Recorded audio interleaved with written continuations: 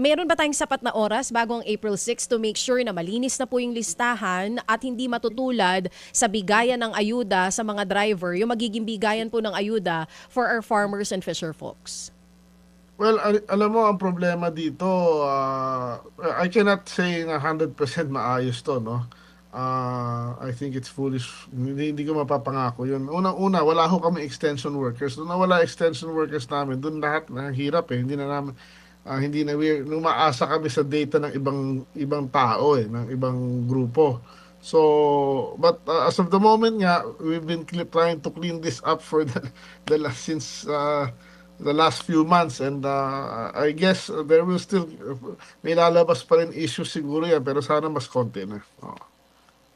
Sir, pasensya na. Uulitin ko lang po yung petsa. April 6. Kasi po may mga lumalabas na articles na baka sa May pa raw masimulan yung distribution. So yun yung worry ng ilang mga farmers group na baka masyado namang delay. So totoo na yung April 6. Well, we're not saying na April 6 mabibigyan lahat, ano? We're just doon mag-uumpisa. Depende yun sa... But hopefully we will finish siguro within 1 month matapos lahat yan. So sabihin na natin April 6 to May 5 siguro. Opo, diba? ayun. So, Kasi ayun, ang problema yung caravan eh, yung pag-ikot doon sa mabibigyan ng yung walang card ng IMC card eh, yung pag-ikot na ng baka may issue eh. So yung mga walang IMC card, ang gagawin sa kanila, cash na ibibigay. Bibigyan sila ng parang IMC isang rin.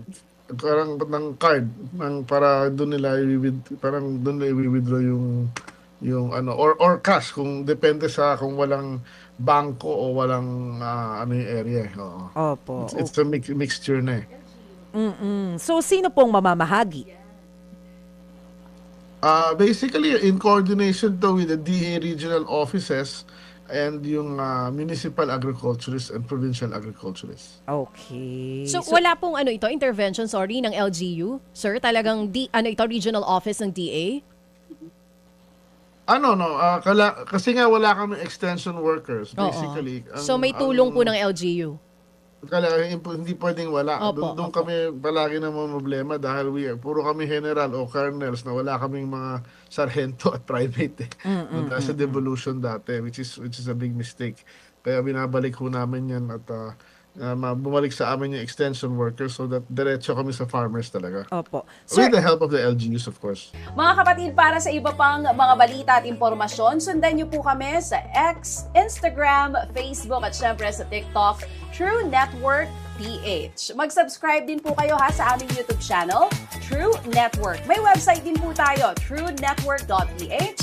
At pwede nyo rin po kaming mapanood sa Channel 19 ng aming True FM TV. Lagi pa rin makinig sa radyo dito po sa 105.9 True FM dahil dito, laging true sa'yo, kapatid. Dito tayo sa totoo, tunay at tapat.